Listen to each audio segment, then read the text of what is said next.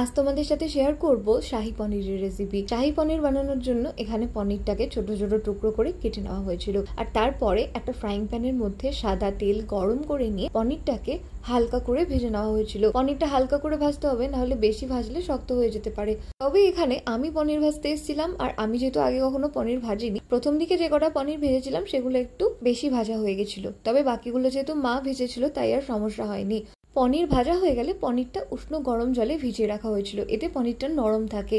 তবে সেই ভিডিও ক্লিপটা এখানে করা হয়নি। তো এবারে একটা কড়াইয়ের মধ্যে সাদা তেল আর ঘি দিয়ে খুব ভালো করে গরম করে নিয়ে ওর মধ্যে তেজপাতা, এলাচ আর জিরে ফোড়ন দিয়ে দেওয়া হয়েছিল। তারপরে এর মধ্যে কাজু, কিশমিশ আর পোস্ত বাটাটা দিয়ে ফেটিয়ে রাখা টক দই দিয়ে দেওয়া হলো। সবকিছু খুব ভালো করে মিক্স করে নিয়ে এর মধ্যে দিয়ে দেওয়া হলো স্বাদ অনুযায়ী সামান্য চিনি, আর তারপরে ওই গরম জলে ভিজিয়ে রাখা পনিরটা দিয়ে খুব ভালো করে মিক্স করে নেওয়া হলো।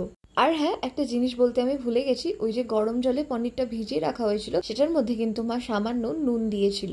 আর পনির রান্নার সময়ও স্বাদ মতো নুন দেওয়া হয়েছিল, তবে ভিডিও ক্লিপটা নেওয়া হয়নি। আর পনিরটা হাই টু মিডিয়াম ফ্লেমে 5 মিনিট রান্না করার পর এর মধ্যে শাহী গরম মশলা দিয়ে খুব ভালো করে মিক্স করে নেওয়া হয়েছিল, আর তাহলেই রেডি শাহী পনির।